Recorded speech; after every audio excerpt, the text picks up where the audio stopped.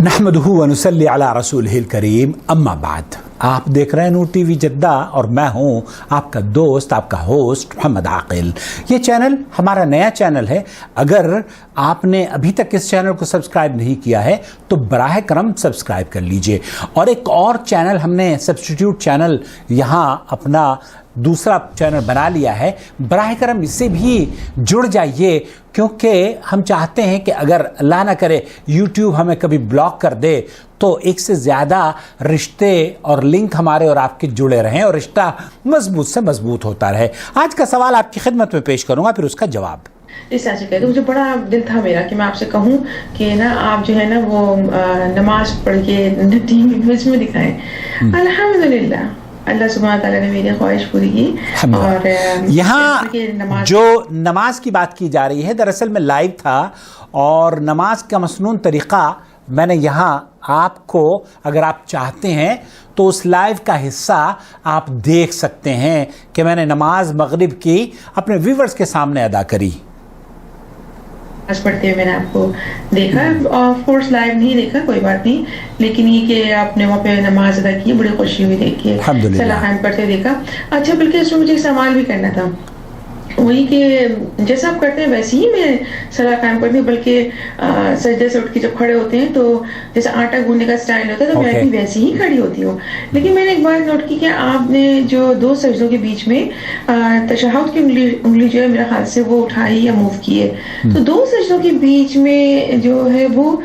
मुझे लग रहा है आप कर रही हैं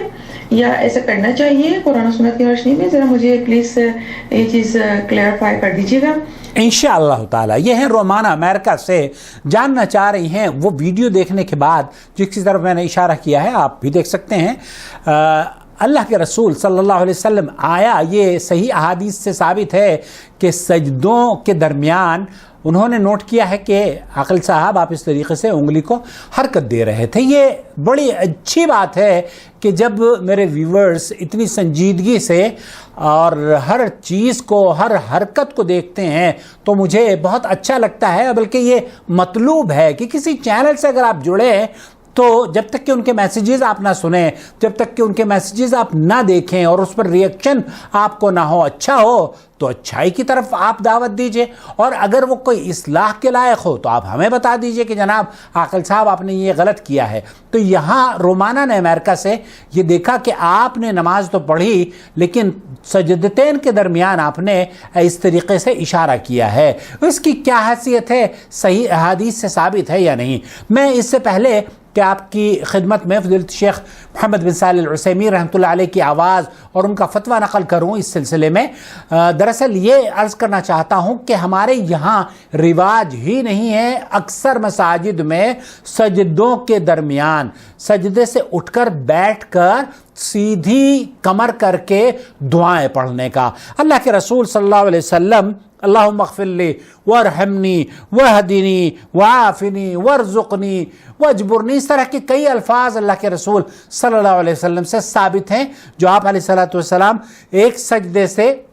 दूसरे सजदे के दरमियान के गैप में बैठकर कमर सीधी करके पढ़ा करते थे। शेख इब्न बाज़ रहमतुल्लाह अलैह से पूछा गया, शेख इब्न बाज़ रहमतुल्लाह अलैह ने फरमाया कि ये वाजिब है और मुसलमान को ऐसा करना चाहिए। हमारे यहाँ तो इस पर बिल्कुल ध्यान नहीं दिया जाता। तो बराए करम अगर आप अपनी मस्जिद के इमाम से कहें कि आप सजदा करने के बाद धड़म से एक मरतबा ना जाया करें दूसरी मरतबा सजदे के लिए, बल्कि थोड़ा सा इंतज़ार कर लें और हमें दुआ करने का मौका दें, क्योंकि दुआ अल्लाह के रसूल किया करते थे। अब रोमाना ये जानना चाह रही हैं कि जो आपने उंगली की इस तरीके से हरकत दी है, जैसे कि तशहुद में देते हैं अत्तहियातु लिल्लाहि से लेकर सलाम तक दुआया कलिमात में इसको हरकत देनी चाहिए। आया सजदे के दरमियान भी या दोनों सजदों के दरमियान भी इस उंगली को इशारा देना चाहिए या नहीं, और इसकी सही हदीस क्या है? शेख मोहम्मद बिन सालिह अल उसैमीन से जब पूछा गया तो उन्होंने क्या जवाब दिया? शेख मोहम्मद बिन सालिह अल उसैमीन से सवाल किया जा रहा है, क्या उंगली को हरकत देने के सिलसिले में सजदतैन के दरमियान, एक सजदे और दूसरे सजदे के दरमियान क्या कोई सही हदीस वारिद हुई है?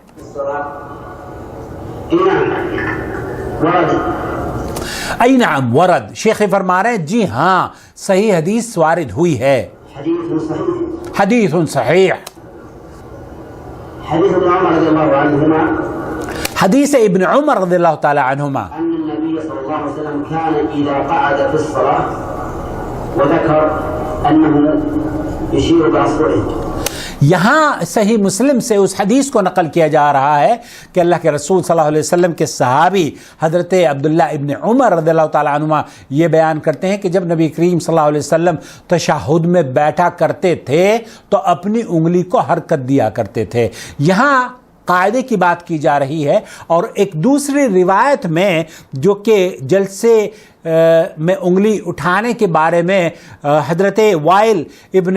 رضی اللہ تعالیٰ عنہ سے مروی ہے کہ میں نے نبی کریم صلی اللہ علیہ وسلم کے پیچھے نماز پڑھی تو نبی کریم صلی اللہ علیہ وسلم نے قبلے کی طرف رخ کر کے تکبیر کہی اور دونوں ہاتھ کندھوں کے برابر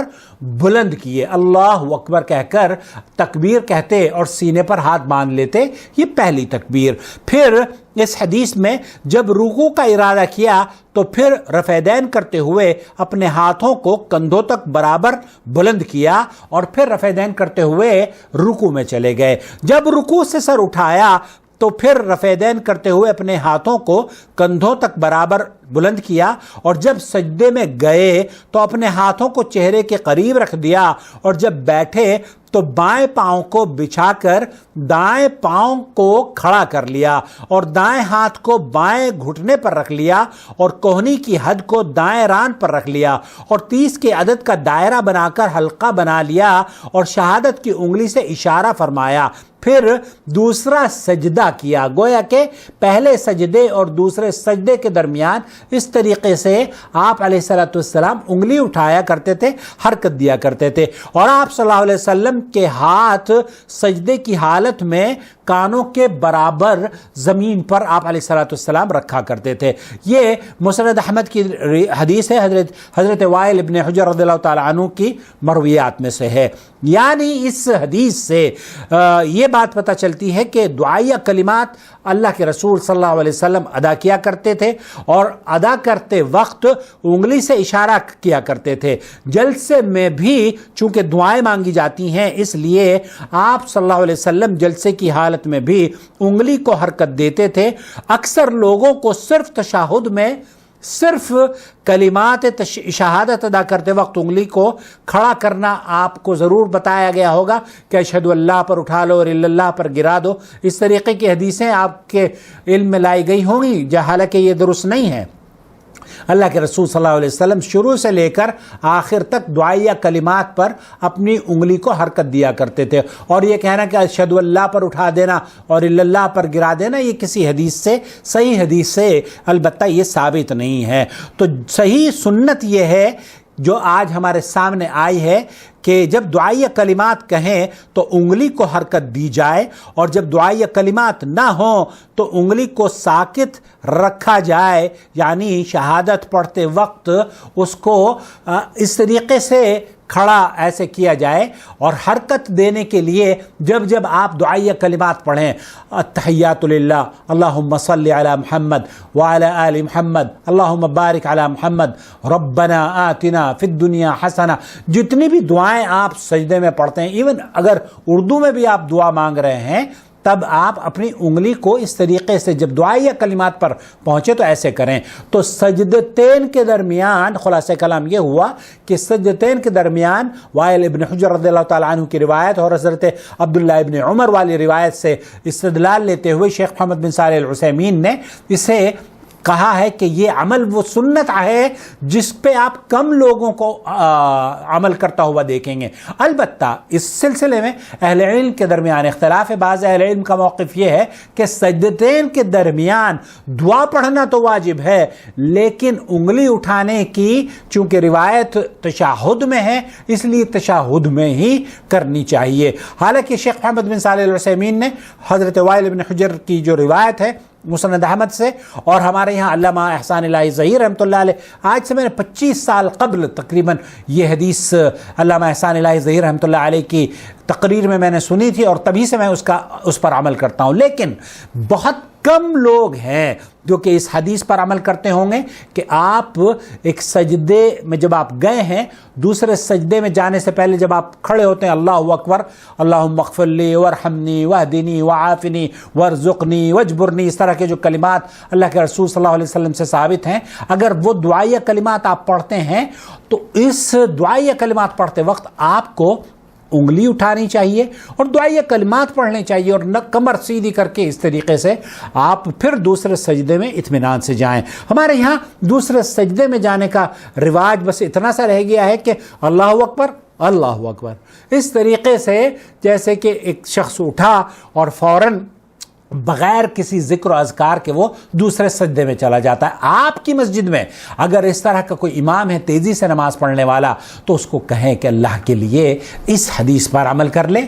مجھے بھی اجر مل جائے گا اور انشاءاللہ تعالی آپ کو بھی اجر ملے گا، اور اس امام کی بھی نماز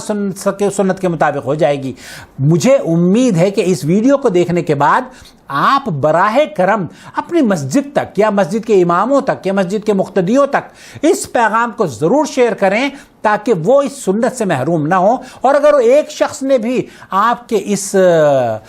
نصیحت پر عمل کر لی، یقین جانیے اگر اس نے عمل کر لیا تو اللہ کے رسول صلی اللہ علیہ وسلم نے فرمایا ہے نا کہ وہ سرخ اونٹوں سے زیادہ بہتر ہوگا۔ اللہ تعالیٰ بہت سارے سرخ اونٹ مجھے بھی عطا فرمائے اور آپ کو بھی عطا فرمائے، اور رومانہ آپ کو ان اونٹوں کو جمع کرنے کا سبب بنائے اور ذخیرہ اللہ رب العالمین آپ کے موازین حسنات میں بھی اسے درج فرما لے، آمین۔ ابھی تک آپ نے ہمارے چینل کو اگر چاہتے ہیں کہ اس چینل کے جوائن ممبرشپ کے ذریعے آپ اپنی فائنینشیل سپورٹ کریں تو ہم آپ کے منتظر ہیں، دیر کس بات کی ہے؟ جوائن ممبرشپ کے دروازے گوگل نے کھول دیے ہیں۔ اگر آپ کے ملک میں جوائن ممبرشپ کا بٹن نظر نہیں آتا تب Patreon web site description box میں آپ کے لیے تحریر کر دی گئی ہے، لیکن اسے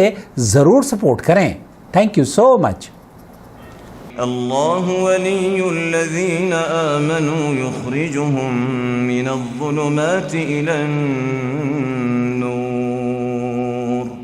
والذین كفروا أولیاؤهم الطاغوت یخرجونهم من النور إلى الظلمات أولئك